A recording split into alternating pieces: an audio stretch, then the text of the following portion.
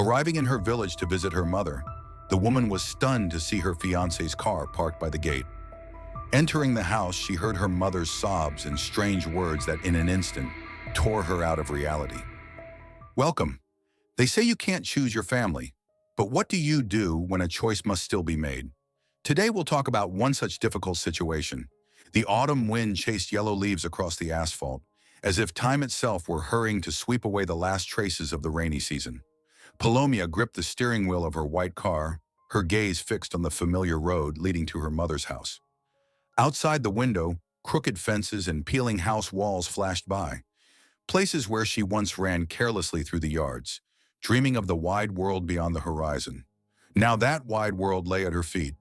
A successful career as a sales manager in a large company, an apartment in a prestigious neighborhood, an expensive car, and most importantly, a man she loved who in a month would become her husband.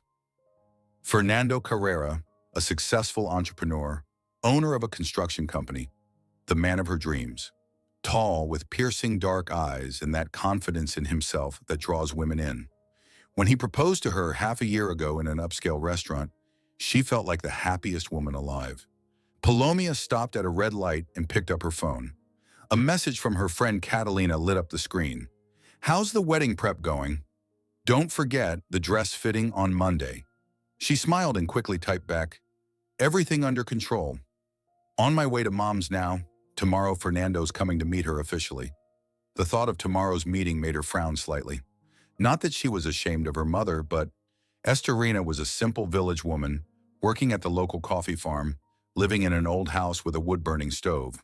Of course, Palomia supported her with money, sending packages of food and clothes, but still, the contrast between her own current life and her mother's existence was stark. Fernando, however, had never said anything about it. When she told him about her background, he simply embraced her and said, "My love, I'm marrying you, not your biography." Yet deep inside, a worm of doubt gnawed at her. Would he accept her family? Would he find the woman who gave her life too plain, too ordinary? Her phone rang, interrupting her thoughts. Fernando's name glowed on the screen. "Hello, sunshine." His voice was warm as always. "How's the drive?" "Almost there," Palomia replied, slowing as she neared the turn toward her village. "You sure you don't regret coming tomorrow?" "Of course not. I want to finally meet the woman who raised such an amazing daughter." There wasn't a hint of insincerity in his tone, and Palomia felt her heart grow warm. "Then come around 11. Mom's already prepared tamales and arepas. She's worried you might go hungry," she laughed. "I'll try everything." "Tell her I'm nervous about meeting her."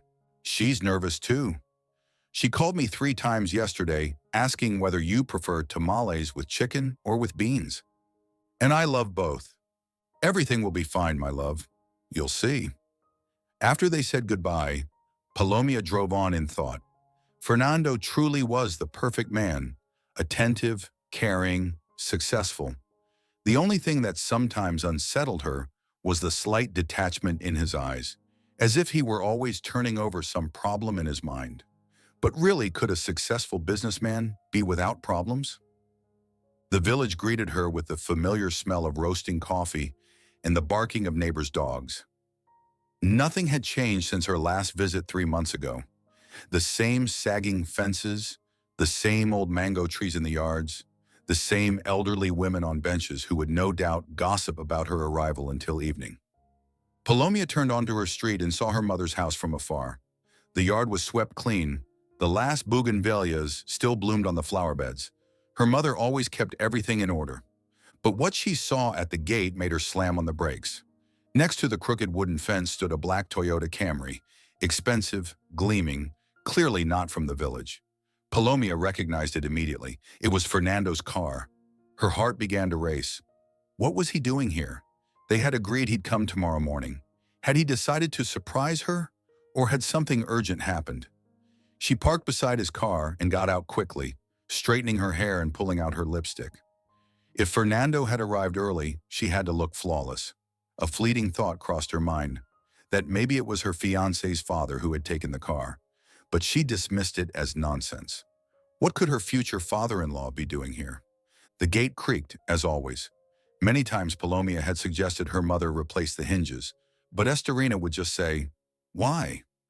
By the creek, I know who's coming."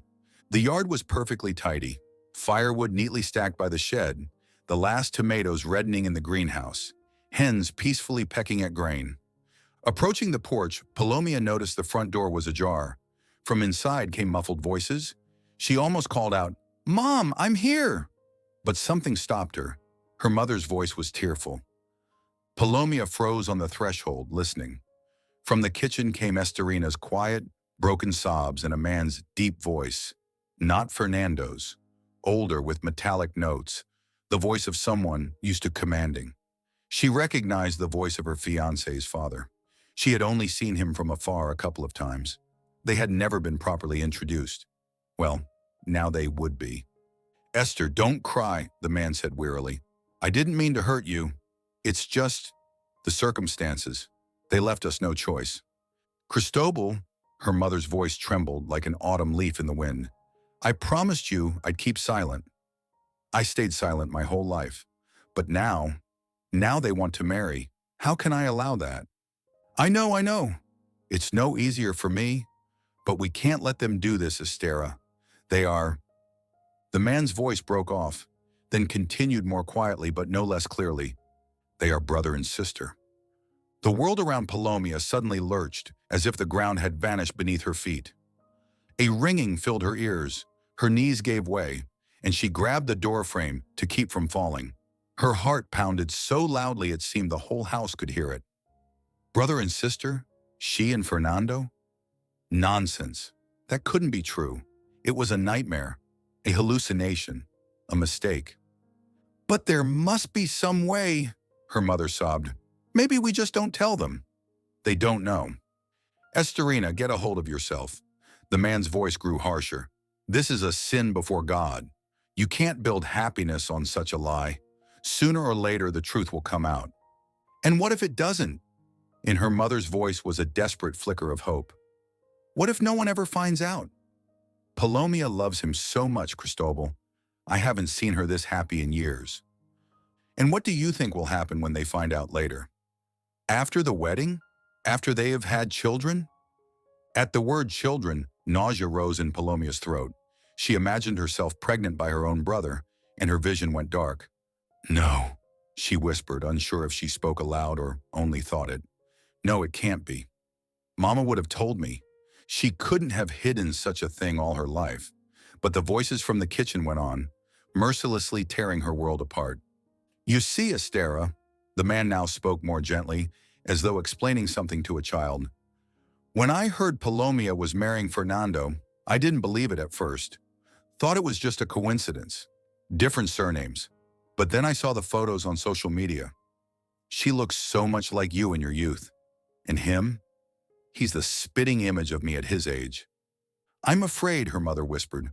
"Afraid that Palomia will hate me, that she'll never speak to me again."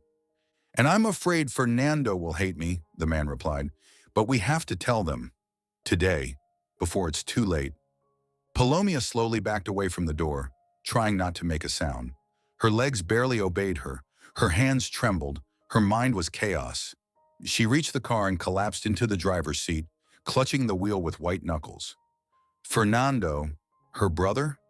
The man she loved, the one she planned to spend her life with, to have children with. Her own brother. And her mother knew and kept silent. She tried to recall everything she knew about her origins. Her mother had always said her father died when Palomia was very small. He was a good man, kind, but fate took him too soon. No more details than that, and Palomia had never pressed. As a child, it hadn't mattered. She had her mother, and that was enough. And now it turned out she had a father, alive. And that father was Fernando's father, Cristobal. Fernando had never once mentioned his father's full name. He just said dad or father.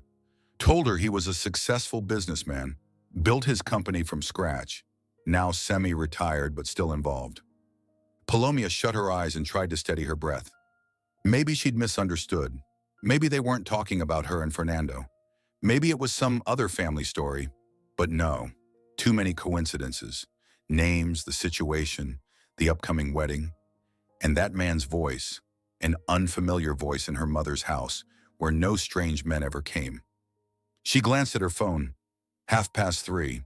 Barely an hour ago, she had been talking to Fernando, making plans for tomorrow's visit, dreaming of the wedding, and now, tears pricked her eyes, but she held them back.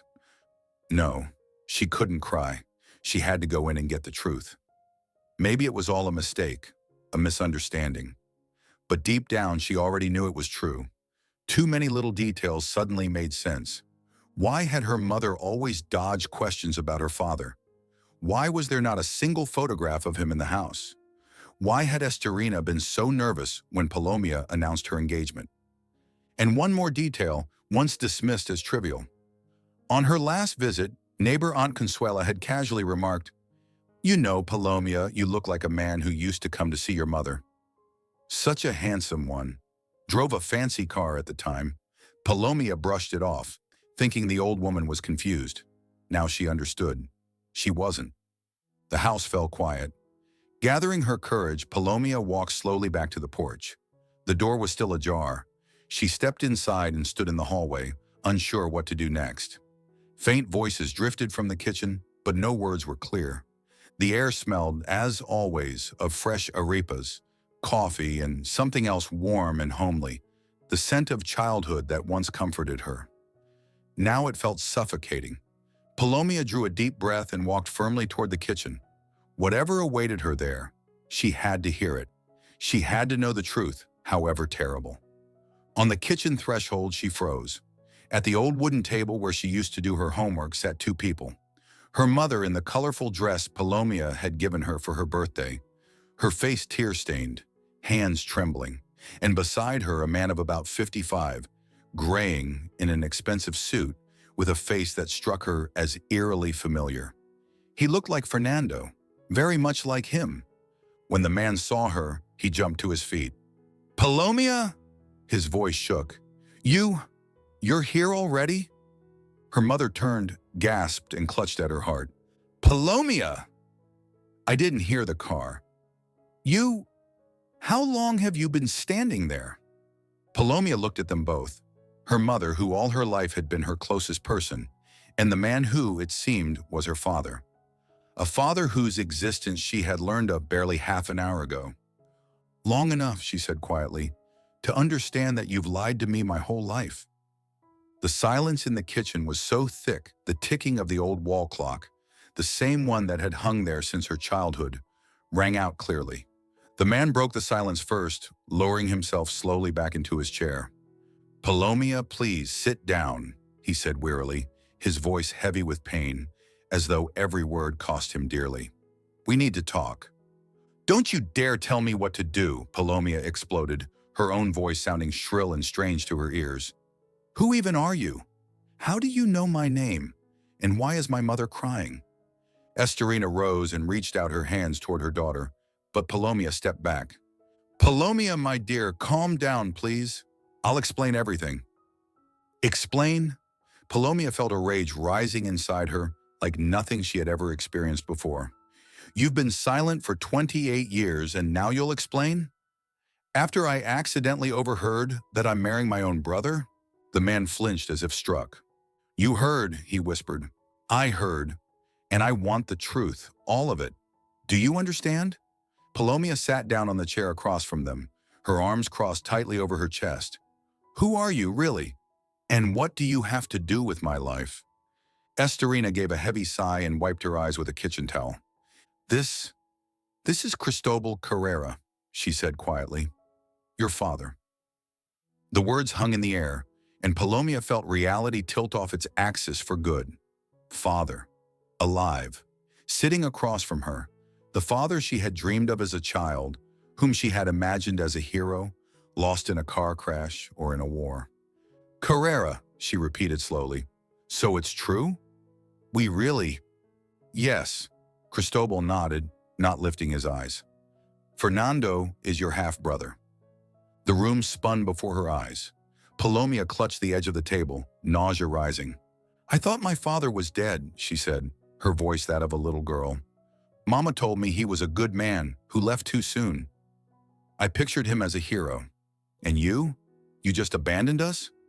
Cristobal lifted his gaze, and in his eyes, Palomia saw such pain that for a second her anger faltered.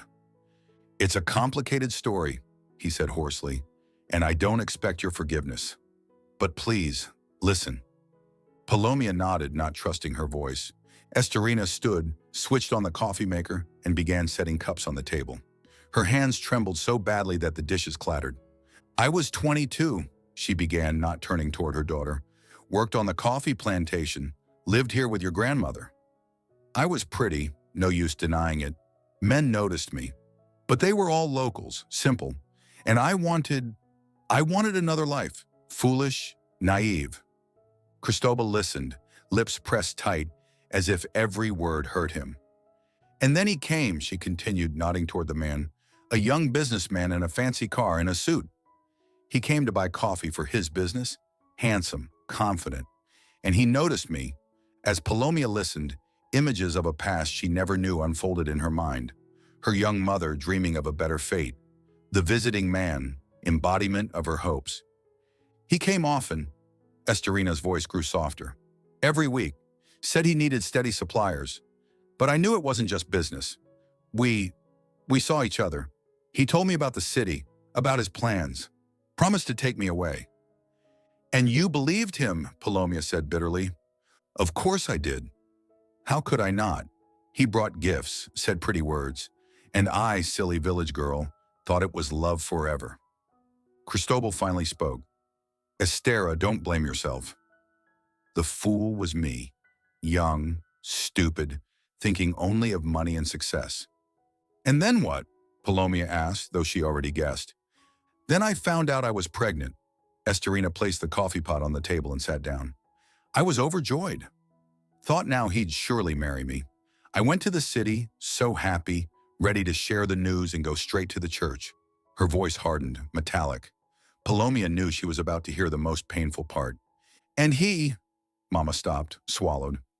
He said he was marrying his business partner's daughter, that it was important for his future, that what we had was a mistake. Cristobal lowered his head even further. I offered money, he said dully, for an abortion or to help raise the child if she chose to keep it. Thought money could fix everything. And I was proud, Estorina continued. Told him I needed no money, that I would manage alone, and I did. Palomia looked at them both, her emotions at war inside her. Pity for her young mother, who believed in a fairy tale and was deceived. Anger at her father, who chose money over love, and at the same time a strange understanding. He had been young, ambitious, she a simple village girl. Perhaps in his world his choice had seemed rational. But why did you lie to me, she asked. Why tell me my father was dead? What else could I tell a little girl? Estorina wiped her eyes. That her father had rejected us? That he didn't want us? Better she believe her father was a good man, gone too soon. And so I kept silent. All my life I stayed silent. What good would it have done to speak? You were growing, studying, becoming a successful woman. Why stir up the past? Palomia turned to Cristobal. And you?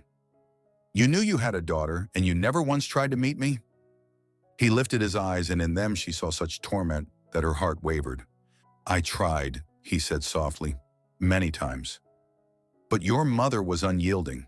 She said if I appeared in your life, she would disappear with you, God knows where. And I had no right to destroy your world.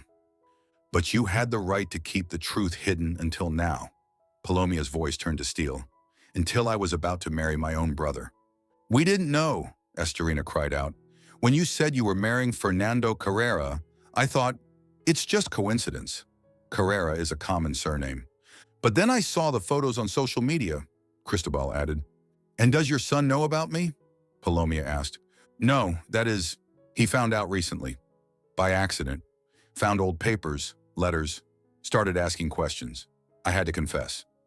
Palomia tried to imagine what Fernando must have felt when he learned the truth. Shock, disgust, pain. Probably the same things she was feeling now. And what did he say? Nothing. He stayed silent for 3 days, and then he declared that he would marry you anyway. What? He said he loves you, And that blood ties don't matter if you didn't know about them before. Palomia felt her breath catch. Fernando knew she was his sister and still wanted to marry her. Impossible. Unnatural. He's lost his mind, she whispered. Or he loves you madly, Cristobal said. I tried to dissuade him, to explain it was wrong, but he wouldn't listen. That's why you came to Mama? Yes, I wanted to talk to Estorina to figure out what to do, how to tell you the truth. Palomia rose and walked to the window. Outside, dusk was falling, yellow street lamps flickering on one by one, casting their light over sagging fences and empty yards. The world beyond the glass looked the same as ever, but for her it had changed forever. All my life I dreamed of meeting my father, she said without turning around. I imagined how we'd meet, how he would tell me about himself, about his love for Mama. I thought he was a hero who died protecting us. And you turned out to be just a coward who chose money over family. Palomia, Cristobal's voice trembled. I know I have no right to ask for forgiveness. But believe me, not a day has passed that I haven't thought of you and your mother. I watched your life from afar, rejoiced in your successes. Watched? She spun around. How? Through acquaintances, through social media. I know you graduated university with honors, that you work at a good company. I'm proud of you. Don't you dare be proud, Palomia exploded. You have no right. Everything I achieved on my own. Mama raised me alone, worked 3 shifts to give me an education, and you were busy building your business and raising another child? Estorina gave a quiet sob. Palomia, don't yell at him. Don't defend him, Mama. Palomia turned on her. And you're no better. You lied to me all my life. Do you know how I dreamed of a father? How many times I asked about him, and you brushed me off with empty words? I wanted to protect you. Protect me? From what? From the truth. And where has that brought us? I fell in love with my own brother. The words rang out in the kitchen like a sentence. Palomia sank onto a chair and covered her face with her hands. For the first time in this entire scene, she let herself weep. Cristobal slowly rose and came closer. Palomia, I know you hate me, and you have every right, but this isn't about me now. It's about you and Fernando. You cannot marry. You think I don't understand? She sobbed. You think I can even look at him now? The man I loved more than life itself turned out to be my brother. How am I supposed to live with that? In time it will pass, Estorina said uncertainly. You'll find someone else. Someone else? Palomia raised her tear-reddened eyes to her mother. Mama, do you even hear yourself? I was supposed to marry him in a month. The dress is hanging in my closet, the restaurant is booked, the invitations are sent, and you're telling me I'll find someone else? Silence fell again in the kitchen. The clock ticked. A dog barked somewhere outside. In the coffee maker, the coffee was growing cold. What if we don't tell anyone? Palomia suddenly said quietly. Both adults flinched.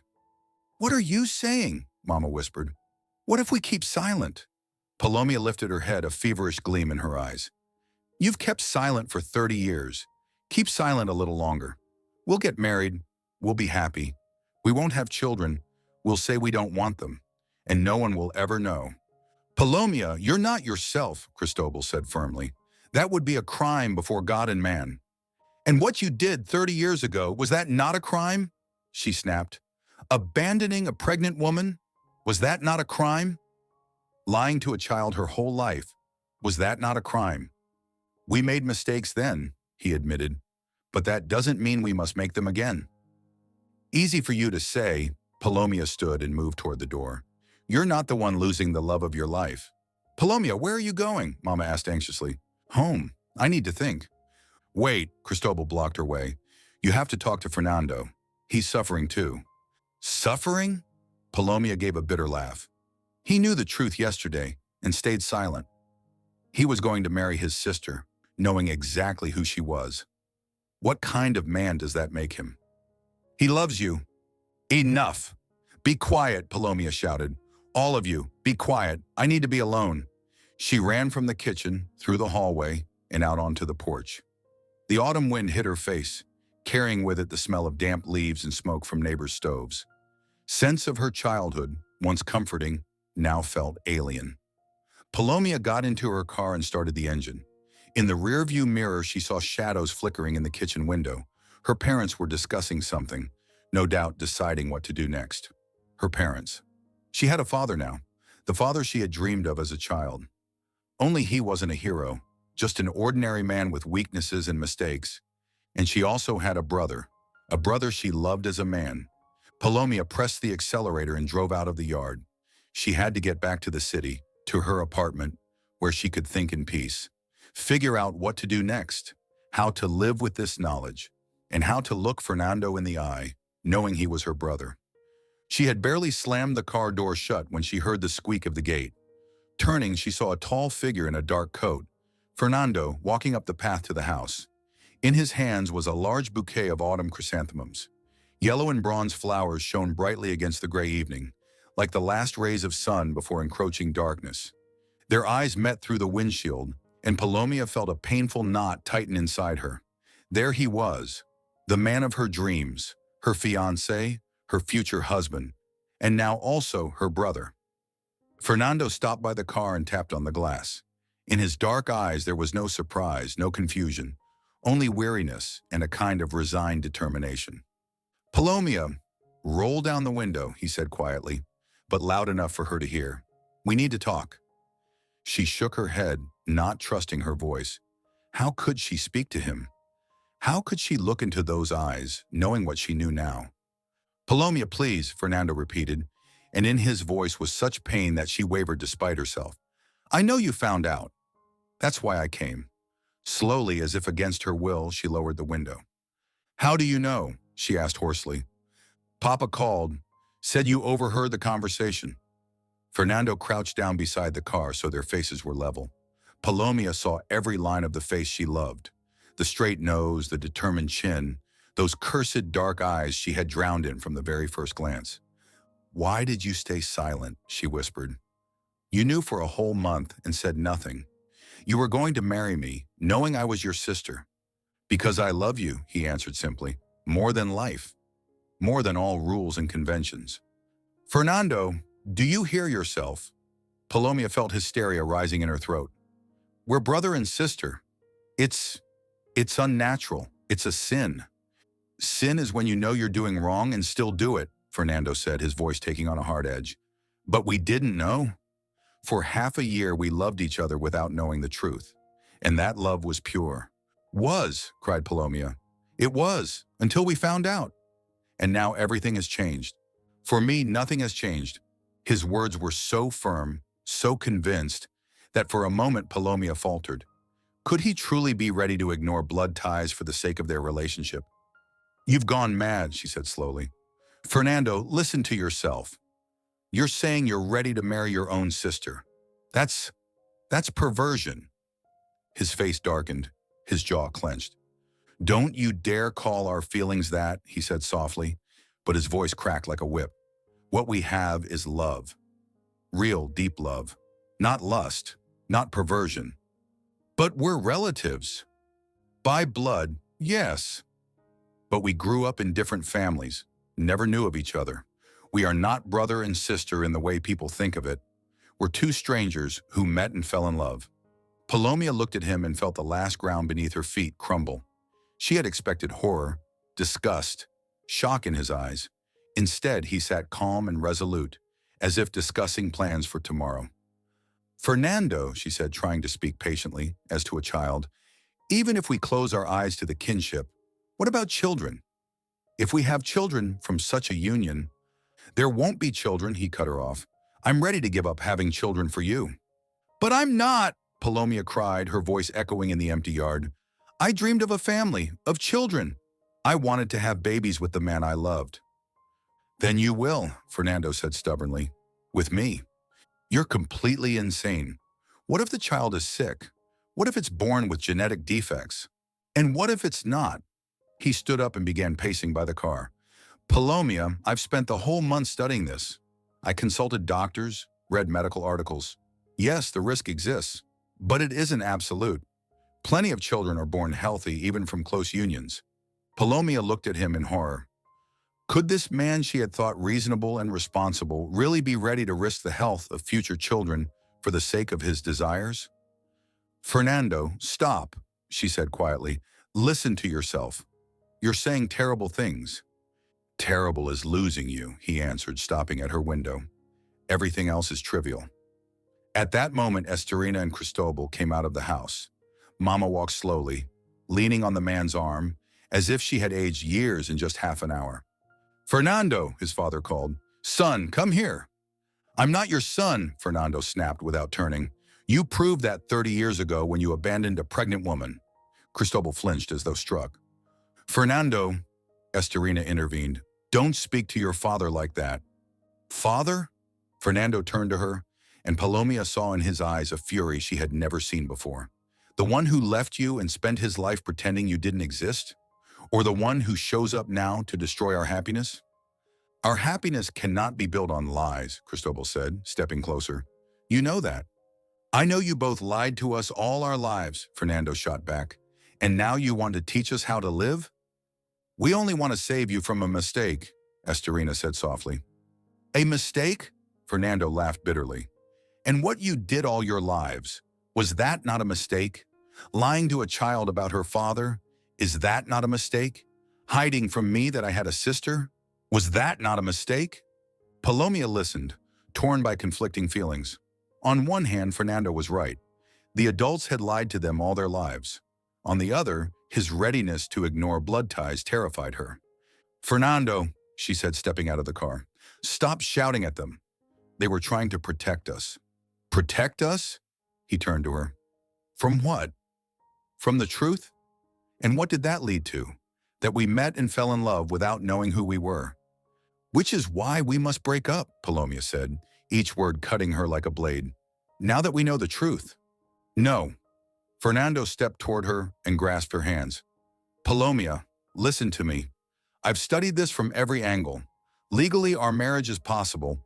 The law doesn't forbid marriage between half-siblings raised apart. Maybe the law doesn't forbid it," Cristobal interjected, "but morality does. And conscience." "Conscience?"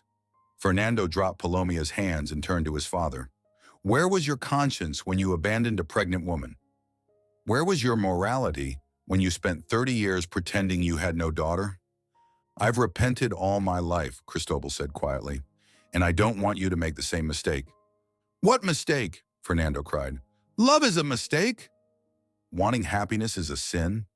Happiness built on deception can't be real," Estorina said. "What deception?" "We both know the truth. We're both ready to accept it and go on living." "I'm not," Palomia shouted, and everyone fell silent. "I'm not ready to live with this knowledge. Every time I look at you, I'll remember you're my brother. Every time you touch me, I'll think about how unnatural it is." Fernando turned pale. "Palomia, you can't say that." "I can, and I will." She stepped back from him. "Because it's the truth. Because I'm a normal person who can't turn a blind eye to incest." The word struck like a slap. Fernando flinched as though she had hit him. "Fine," he said quietly. "So for you, our love is nothing but incest." "It's not love anymore," Palomia cried. "How can it be love when we know we're related?" "Because love doesn't depend on blood," Fernando replied. "Because we loved each other as man and woman, not as brother and sister." "Enough!" Palomia covered her ears with her hands. "I don't want to hear this." In the silence that followed, only the wind in the bare branches of the mango trees could be heard. Somewhere a dog barked, and from the neighbor's house drifted the sound of a television. Fernando slowly came closer and touched her shoulder gently. "Palomia," he said softly, "look at me." She raised tear-filled eyes to him. "I love you," he went on. "I love your smile, your laughter, the way you wrinkle your nose when you're angry. I love your kindness, your strength, your stubbornness. I love every cell of your body, every thought in your head. And none of that changes because we learned the truth about our parents." "But it changes for me," Palomia whispered. "Everything changes." "Then give me a chance to prove that nothing has changed." He cupped her face in his hands. "Give us time to get used to this new reality." "Fernando, let her go," Cristobal intervened. "Can't you see how much she's hurting?" "And I'm not hurting?" Fernando turned on him. I also found out I was about to marry my sister, but I'm not going to throw away the love of my life because of it. Son! Don't call me son, Fernando burst out. You lost that right 30 years ago, and you lost the right to give me advice. He released Palomia's face and stepped back. I've spent a month thinking about this, he said, looking at all three of them in turn. I consulted lawyers, doctors, psychologists, and you know what I realized? That the worst thing in our story isn't that we turned out to be related. The worst thing is that the adults lied to their children for 30 years. We wanted to protect you, Estorina said. Protect us? From what? From making an informed choice? Fernando gave a bitter smile. If we had known the truth from the beginning, we would never have met, or we would have met as siblings. But now, he fell silent and looked at Palomia. And now I must choose between love and morality. And I choose love. And I choose morality, Palomia said quietly but firmly. Fernando closed his eyes as though her words caused him physical pain. So it's over? He asked. Yes, Palomia answered, her voice trembling. It's over. For several minutes, no one spoke. Then Fernando opened his eyes and nodded. Fine, he said. I accept your decision. But know this. For me, you will never be a sister, only the woman I loved more than anything in the world. He turned to Cristobal. As for you, I have nothing to say. You ruined the lives of 3 people with your cowardice. Don't expect forgiveness. Fernando, Estorina called softly, take the flowers for Palomia. I'll put them in water. He looked at the bouquet still in his hands as though only now remembering it. Keep them, he said, laying the chrysanthemums on the bench by the house. They're useless now. Fernando walked toward his car without looking back. Palomia followed him with her eyes, feeling something inside her tear apart. Was this it? Was this really how their story ended? Fernando, wait, she cried. He stopped by the car but didn't turn around. What? He asked softly. Palomia didn't know what to say. I didn't want it to end like this. Neither did I, he answered. But it did. He got into the car and started the engine. Palomia watched the red taillights disappear into the darkness and knew her happiness was vanishing with them. Daughter, her mother called, come inside. It's cold. But Palomia didn't move. She stood in the middle of the yard, staring after Fernando, the man who that very morning had been her fiancé, and now was her brother. And the most terrifying part was that deep down she understood him. She understood his refusal to give up love. She understood his anger at the parents who had lied to them all their lives. But understanding did not mean agreement. She could not step over herself, over her principles, over the voice of her conscience, not even for love. The road home felt endless. Oncoming headlights blinded her, while in her head the same words repeated like a broken record. Brother and sister. Fernando is my brother. It's over. Several times she nearly veered off the road because her hands were shaking and her eyes blurred with tears. By the time she reached her apartment, it was past midnight. The building greeted her with the familiar smell of bleach and the sound of the elevator. Ordinary sounds of ordinary life, now feeling distant and unreal. Inside, the apartment smelled of her favorite perfume and coffee. She had hurried off to work that morning, never suspecting that by evening, her world would collapse. On the coffee table lay wedding catalogs she had been looking through with Catalina just last week. The dress for the bride of your dreams, proclaimed the cover. Palomia hurled the catalog into the corner with all her strength. The phone buzzed nonstop. Catalina, colleagues, even her mother called several times. But Palomia didn't answer. What could she say? How could she explain that the wedding was off? Because the groom turned out to be her brother? She went into the bedroom and stopped by the wardrobe. Hanging there was the dress, snow white, with lace sleeves and a long train. Only a week ago, Palomia had tried it on and felt like a princess. Fernando will love it, she thought, twirling in front of the mirror. Now the dress felt like a cruel mockery of her fate. She pulled it from the hanger and threw it onto the bed. The white silk spread across the covers like a cloud. Sitting beside it, she stroked the fabric with her hand. So beautiful, so expensive, and now so utterly useless. Why? She whispered into the empty room. Why me? But the room was silent and there was no one to answer. The next days passed in a fog. Palomia took sick leave from work, blaming it on a cold. She lay in bed staring at the ceiling, trying to figure out how to go on living. Friends called, but she didn't pick up. Her mother came by, but Palomia didn't open the door. She needed time to process what had happened. On the third day, she finally forced herself outside. She had to go to the medical center. She had booked a DNA test. Maybe it was foolish, maybe everything was already obvious, but she needed documented proof. Some part of her still clung to the hope that there had been a mistake. The medical center was a sleek building of glass and concrete. White walls, the sterile smell of disinfectant, soft music in the corridors. It all created an atmosphere of cold science. Here I'll learn the truth, Palomia thought as she stepped into the lab. The procedure was simple and quick. A swab from the inside of her mouth, a few forms to fill out, an explanation that the results would be ready in a week. "Whose relationship are we testing?" asked the technician, a woman in her 40s in a white coat. With my brother," Palomia answered. The word sounded strange, wrong. "I see. Do we have the other participant's sample?" "No, he'll come in himself." "All right, here's your receipt. The results will be available Friday afternoon." Palomia left the medical center and sat on a bench in the small park across the street. Autumn leaves swirled in the air, while passers-by hurried about, bundled in coats. Ordinary life in an ordinary city, full of ordinary problems. And then there was her story. Her phone rang. The screen lit up with Fernando's name. Palomia stared at it for a long time, unable to decide. What did he want? What could they possibly say to each other after everything? At last she answered. "Hello," she said cautiously. "Palomia," Fernando's voice sounded weary. "How are you?" "Terrible." "What did you expect?" "I'm terrible too.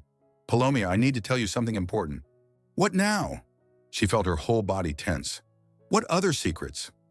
"I've also done a DNA test this morning. I'm still hoping. I still hope." Palomia frowned. Why would he do that when everything already seemed clear? "Why?" she asked. "I want documented proof." And he paused. "There's something else." "What?" "I ordered an extended test, not just for relation to you, but also to my father." "To your father?" Palomia was confused. "But you are his son." "Maybe it's not that simple," Fernando said cryptically. "Listen, let's meet. I need to explain in person." "I'm not ready to meet." "Palomia, please, it's important. And it's not just about us." There was something in his voice that made her uneasy. "What are you talking about?" "Not over the phone. Let's meet at the cafe where we first met. Do you remember?" Of course she remembered.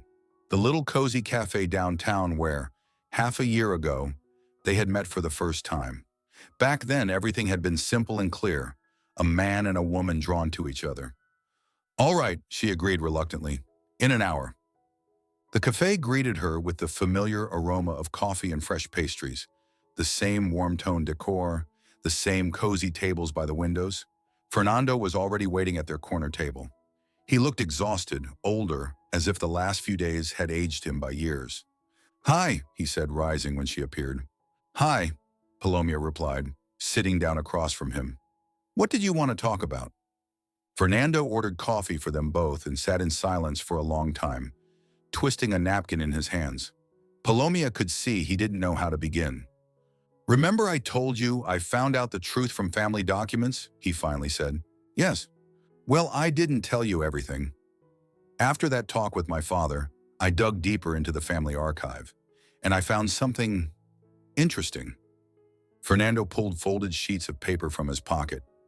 "These are letters my mother wrote to her friend. They corresponded for years. She kept them all. And in one of them, he unfolded a page and showed Palomia several lines underlined in red. Read." Palomia took the letter and read aloud. "Dear Josefina, I don't know what to do. Cristobal is gone at work again, and I'm so lonely. Lorenzo stopped by today. We talked for a long time. He's so attentive, so understanding. Sometimes I think life with him would be easier." Palomia looked up. "And what does this mean?" "This," Fernando showed her another letter. Check the date. March 1995. Cristobal still suspects nothing. Lorenzo said it will remain between us. God, what have I done? Palomia felt her throat go dry. Fernando, what does this mean? It means my mother cheated on my father. The very same month he was seeing your mother. But what does that have to do with Lorenzo Vargas? Fernando said quietly. My father's business partner. He died 10 years ago, but in his will, he left me part of his company. Back then, I didn't understand why. We weren't particularly close. Palomia stared at him, trying to process what she had just heard. You think that he... I think Lorenzo Vargas is my real father, and that Cristobal spent 30 years raising someone else's child, never knowing it. Their coffee grew cold in the cups, while ordinary cafe life buzzed around them. Waiters delivered orders. Girls at the next table discussed a new film. Soft music played in the background. But for Palomia and Fernando, time had stopped. If this is true, Palomia said slowly, then you and I aren't related. Exactly. That's why I ordered the DNA test with Cristobal. I need to know for sure. And what does your mother say? Fernando gave a bitter smile. I haven't spoken to her yet, but yesterday when I hinted at the test, she reacted very strangely, got nervous, tried to talk me out of it. Why dig up the past? Your father loves you. What difference does it make whose blood you carry? And so on, almost word for word. And you know the most interesting part? When I asked her directly about Lorenzo Vargas, she turned pale and left the room. Palomia took a sip of the cold coffee, trying to steady her thoughts. Could it be that Fernando's family had its own secrets? Had Celestina Carrera hidden an affair for 30 years? But even if it's true, Palomia said, it doesn't change what's happened between us. We still can't be together after everything we've learned. Why not? Fernando leaned across the table. Palomia, if we're not related, then what's the problem? The problem is, I don't know who you are anymore, she burst out. Half a year ago, you were just a man I fell in love with. Then it turned out you were my brother. Now it turns out maybe you're not. How many more secrets? How many more lies? I never lied to you. No, our parents did. All of them. Your mother too. It turns out both our families have been lying to each other their whole lives. Fernando leaned back in his chair. In his eyes, Palomia saw pain and exhaustion. Yes, he said softly. It looks that way. And you know what's worst? I'm beginning to realize I don't know my parents at all. I thought we had a normal, honest family, but it turns out everyone lies to everyone. Palomia finished for him. They fell silent, each lost in thought. Palomia, Fernando said at last, what if we start over? How do you mean? Forget the parents, the secrets, the betrayals.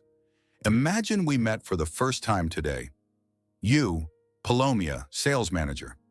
Me, Fernando, owner of a construction company. No family history, no lies of the past. Palomia looked at him and felt something stir in her chest. How badly she wanted to believe it was possible. How badly she wanted to return to the simple, clear love they had once shared. It's impossible, she said sadly. You can't forget what you know. Even if the test shows we're not related, the shadow will remain. The memory that for several days we thought we were brother and sister. But we could try. No, Fernando. Palomia rose from the table. I'm sorry, but I'm not ready. I need time to figure out who I am and who you are. Too many lies, too much pain. And if the test proves we're not related, he asked desperately, then we'll see. But first we need the truth, the whole truth, with no exceptions. She headed for the exit, but Fernando caught up with her. Palomia, wait, let's at least keep in touch. Call each other, meet sometimes. Why? Because it hurts without you. Because no matter what the tests show, you're still the dearest person to me. Palomia stopped at the cafe door. Outside, the lights of the evening city flickered. People hurried home from work. Ordinary life, now so out of reach. All right, she said softly, but only as friends. And only after we have all the test results. Agreed, Fernando nodded. They stepped out into the cool evening air. Leaves rustled underfoot, and somewhere in the distance, music floated from an open cafe. "Goodbye," Palomia said. "Goodbye," and Palomia... Fernando touched her hand. "Whatever happens, know this. I don't regret meeting you." She nodded, unable to trust her voice, and quickly walked toward the bus stop.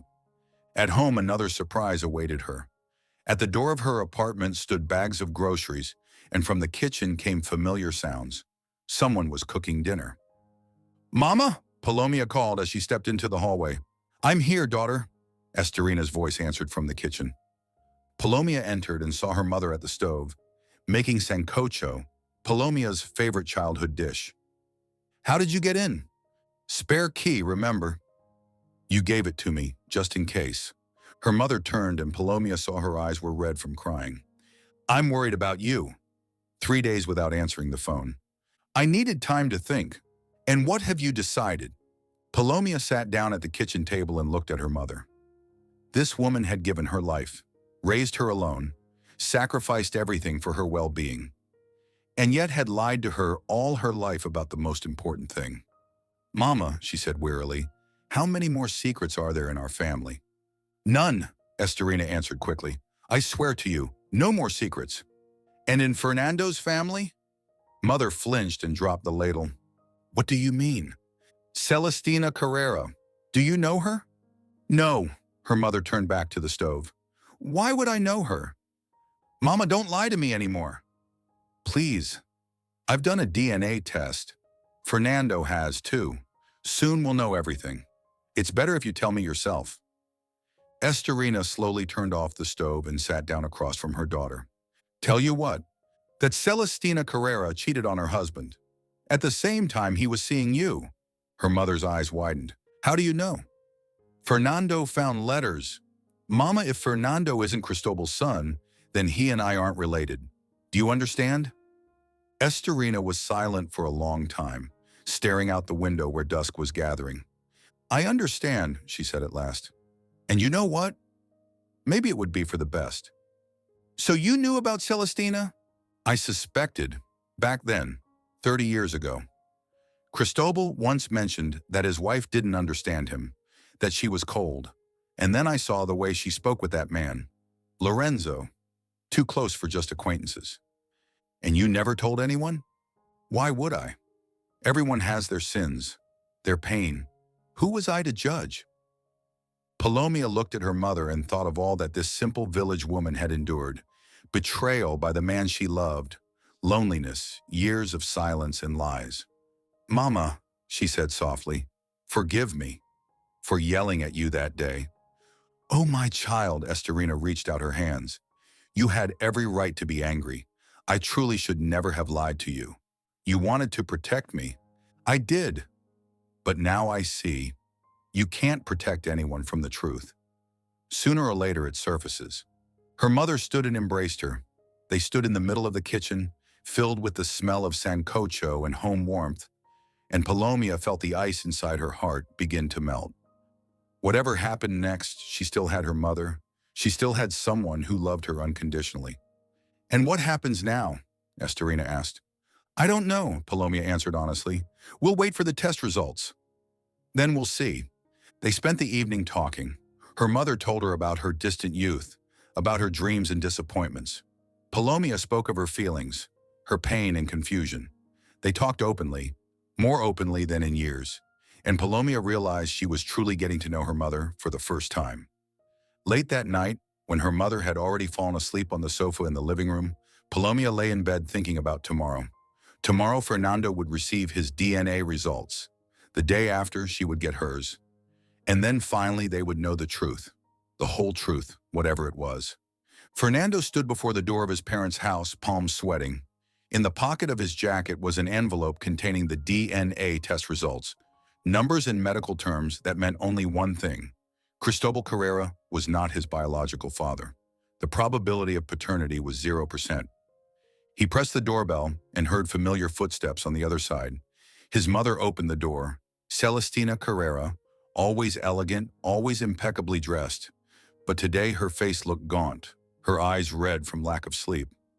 "Fernando," she said with a strained smile, "I'm so glad you came."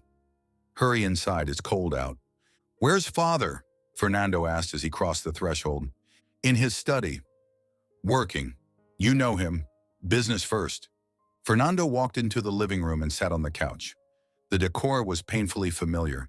The same leather armchairs, the same paintings on the walls, the same fireplace where he had once played with toy cars as a child. The house where he grew up believing himself the happy son of a respectable family. Mama, call father, he said. We need to talk. All of us. Celestina froze by the door. Talk about what? Fernando, you look tired. Maybe eat first. I made your favorite dish. Mama, Fernando interrupted, pulling out the envelope. I have the DNA test results. Celestina's face turned so pale that Fernando feared she might faint. What test? She whispered. Paternity. With Cristobal? He paused, then added more quietly. Mama, I know about Lorenzo Vargas. Celestina gripped the back of a chair and slowly sank onto it. Her hands shook like those of an old woman. What? What do you know? She asked barely audibly. Everything. Your letters to your friend, your meetings with him, the affair, and that he is my real father. The living room fell into silence, broken only by the ticking of the antique clock on the mantel. The same clock that had measured out his childhood now ticked away the seconds until the collapse of family illusions. Call father, Fernando repeated. He deserves to know the truth. Fernando, son, Celestina's voice trembled. Don't. Please. Your father has suffered enough these past few days. Why hurt him even more? Because lies hurt worse, Fernando answered firmly. That much I've learned firsthand. At that moment, Cristobal entered the living room. He was in a dressing gown holding a cup of coffee. My son is here, he said with a smile. Good. How are you? How's Palomia? Fernando looked at the man who had believed himself his father for 30 years. The graying hair, the tired eyes, the new lines carved into his face in the past few days. Was he really capable of causing him even more pain? Father, he said, and the word sounded strange. Please sit down. I need to tell you something. Something serious? Cristobal frowned slightly and settled into his favorite chair. Very serious. Fernando pulled the test papers from the envelope. I had a DNA test, a paternity test, with you. Cristobal's face changed. The smile vanished, his eyes narrowed. Why? He asked quietly. To know the truth. And do you know what I found out? Fernando stood and handed him the papers. You are not my father. Cristobal took the papers in trembling hands and began to read. Celestina stifled a sob and covered her face with her hands. Probability of paternity, Cristobal read aloud. 0%. This means... It means you spent 30 years raising another man's child, Fernando finished for him. Silence fell. Cristobal slowly lifted his eyes to his wife. Celestina, he said, and in that single word was so much pain that Fernando's heart clenched.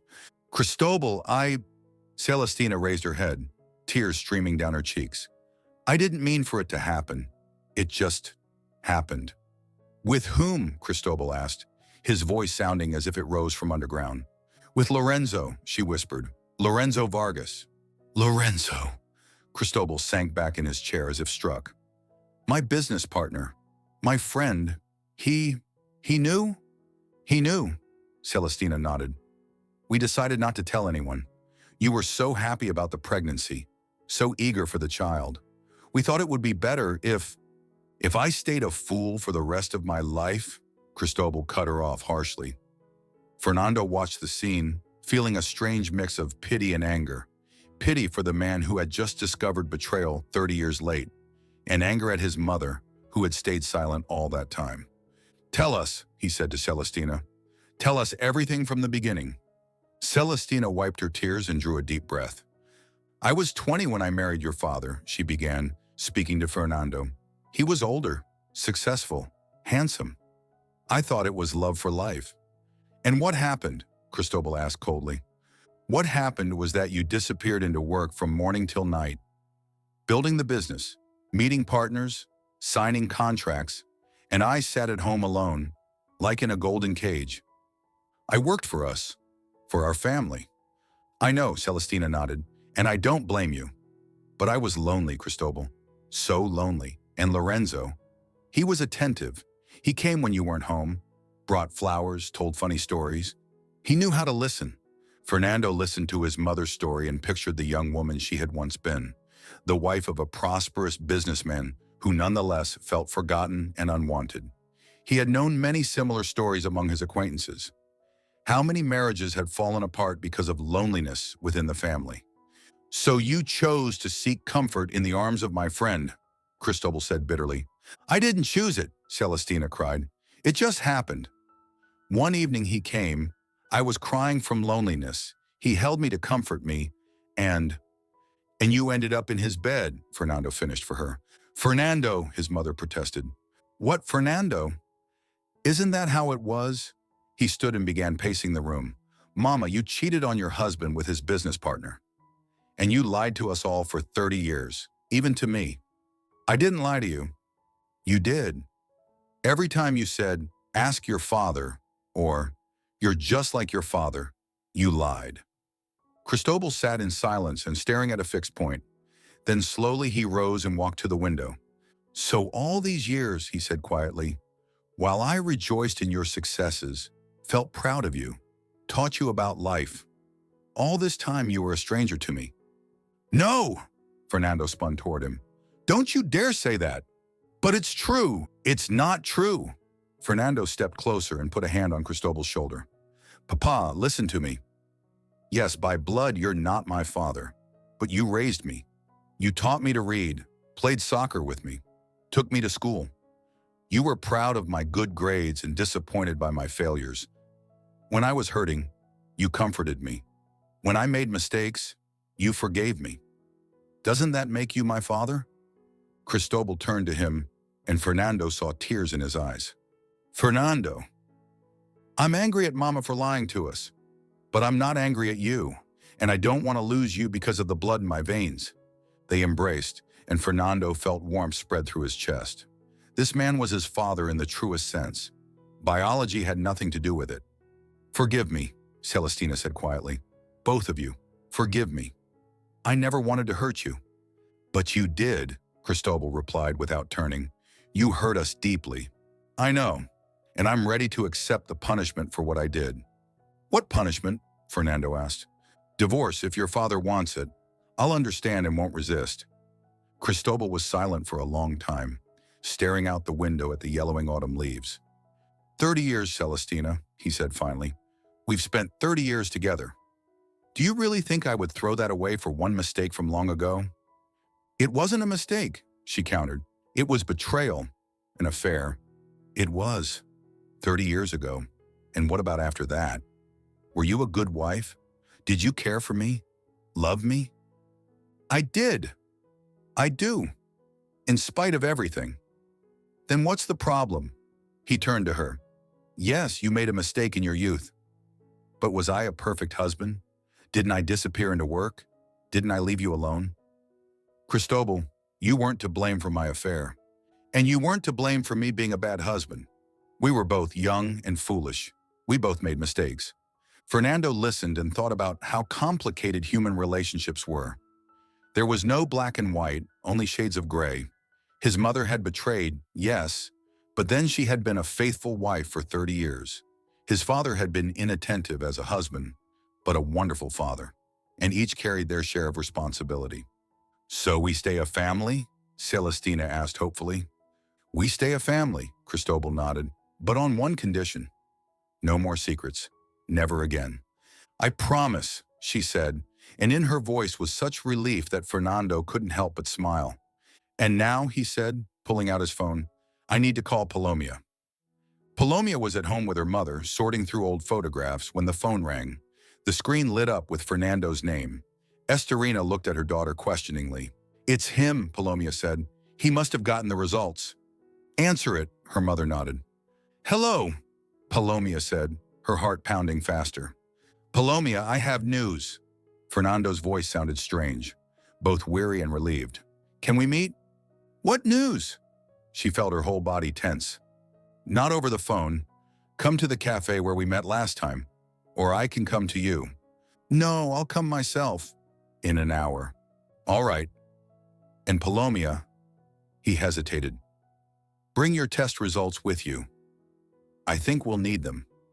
After she hung up, her mother asked, what did he say? Nothing definite, but from his voice it was clear something had changed. For better or worse? I don't know, Mama. We'll see. The cafe greeted her with the same cozy interior and the aroma of coffee. Fernando was sitting at their usual table, but he looked completely different from the last time. Not so tense, not so lost, as if a heavy burden had fallen from his shoulders. Hi, he said, standing as she entered. Hi. Palomia sat across from him. Well, tell me. Fernando ordered them coffee and pulled out the familiar envelope. We're not related, he said without preamble. Palomia felt the world around her sway. What? How not related? Cristobal isn't my biological father. Turns out my mother really did cheat on him 30 years ago with his business partner, Lorenzo Vargas. He's my real father. But he's dead? 10 years ago, yes. But before he died, he left me part of his business in his will. Now I understand why. Palomia sat in silence, trying to absorb what she'd heard. Could it really be that simple? Could they truly be together? And your parents, she asked, they're staying together. My father, well, Cristobal, decided to forgive her. He said 30 years of marriage was worth more than one old mistake. And how do you feel about that? I don't know, Fernando shrugged. I'm angry at my mother for lying. But I understand. She was young and lonely. And Cristobal? He's my dad, no matter what DNA says. Palomia nodded. She understood his feelings. She had lived through something similar herself. So what now? She asked quietly. And now, Fernando leaned across the table and took her hands. Now we can be together. There's nothing standing in our way anymore. Fernando, she began, but he interrupted. Palomia, I know what you're going to say. That too much has happened, that we need time, that trust has been broken. And you're right, but give us a chance to start over. As if we were meeting for the first time? No, as if we were meeting for the second time, knowing the truth about each other, the whole truth, with nothing hidden. Palomia looked into his dark eyes and felt something inside her begin to thaw. This man was not her brother. He never had been. The only thing between them had been their parents' secrets. And the wedding? She asked. The guests are already invited. The restaurant booked. So what about the wedding? Fernando smiled. We can still have it. If, of course, you'll marry me. After everything. Especially after everything. We've been through hell, Palomia. We've seen the worst of each other. And we survived. Isn't that proof our love is real? Palomia said nothing, torn between love and pain. She still loved this man, but so much hurt lay between them. I need time, she said at last. How much time? I don't know. Maybe a month, maybe 6. I need to get used to the idea that we can be together. And I'll wait, Fernando said. A year, 2, 10, however long it takes. They left the cafe together and strolled slowly along the autumn streets. Yellow leaves swirled in the air. Lamps flickered on in the dusk. People hurried home after work. You know what's strangest about all this? Palomia said. What? We went looking for the truth about ourselves and found the truth about our parents. Both families had their secrets. And now we know everything about each other. Not everything, Palomia corrected. We know the past. The future we still have to create. Fernando stopped and turned to her. Palomia, I want to create that future with you. Honest, open, without secrets or lies. Will you? She looked into his eyes and saw not passion, not desperation, but something else. Reliability, steadfastness, a willingness to build something new. I will, she said softly, but slowly, very slowly. As you wish, Fernando smiled. We have our whole lives. He walked her home but didn't come upstairs. They said goodbye as friends, and Palomia knew it was the right choice. They needed to start with friendship, to get to know each other again. At home, her mother was waiting with a hot dinner and questions in her eyes. Well, Estorina asked before her daughter had even taken off her coat. We're not related, Mama. Fernando definitely isn't Cristobal's son. And who doubted that? Estorina raised her brows. That Lorenzo... What's his name? Lorenzo. Lorenzo Vargas. Celestina Carrera cheated on her husband, as it turns out. Is that so? Her mother nodded thoughtfully. So everyone had their sins. Looks like it. And what happens now? I don't know, Mama. But for the first time this week, I think everything might turn out all right. That evening, Palomia stood by the window, gazing at the city lights. Somewhere out there, Fernando was probably standing at his window too, thinking about the future, about their shared future, which now seemed possible. Of course, it wouldn't be easy. There was still too much pain, too much mistrust, but maybe that was what would make their bond stronger, because they had faced the worst trial of all, uncovering the truth about each other and their families, and they had survived it together. And tomorrow? Tomorrow would be a new day, the first day of their new honest life. If you're enjoying it as well, leave a like and subscribe to the channel.